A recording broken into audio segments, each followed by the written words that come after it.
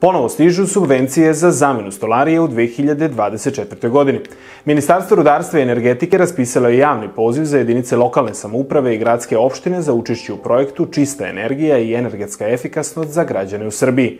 Građani će i ove godine moći da ostvare subvenciju u iznosu do 65% vrednosti investicija, a moći će da menjaju stolariju, izolaciju, fasadu, krovove, neefikasne kotlove, kao i da postave solarne panele i kolektore. Poziv Ministarstva za gradove i opštine važi do 29. aprila, a najkasnije do leta jedinice lokalne samouprave raspisaće javne pozive za privredne subjekte i građane. NS Bike sistem ponovo je aktuelan u Novom Sadu. Ovogodišnja 14. sezona NS Bike-a od korisnika zahtevaće da postojeće korisničke kartice zamene novim koje su unapređene. Cene u odnosu na prošlu godinu ostaju iste, pa će sat vremena iznajmljivanja bicikla koštati 30 dinara, dok će se za celodnevno korišćenje izdvajati 170 dinara.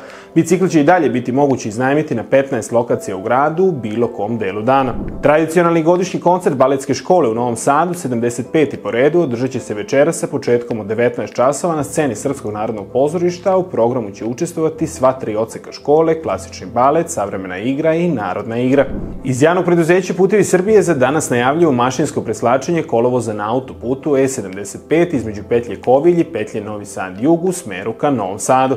Saobraćaj će se tokom radova odvijati preticajnom saobraćajnom trakom. Večeras od 20 časova na maloj sceni pozorišta mladih možete pogledati čuvenu predstavu 39 stepenika, dok vas od 21 čas na kamernoj sceni Srpskog narodnog pozorišta očekuje predstava Bila jednom jedna zemlja.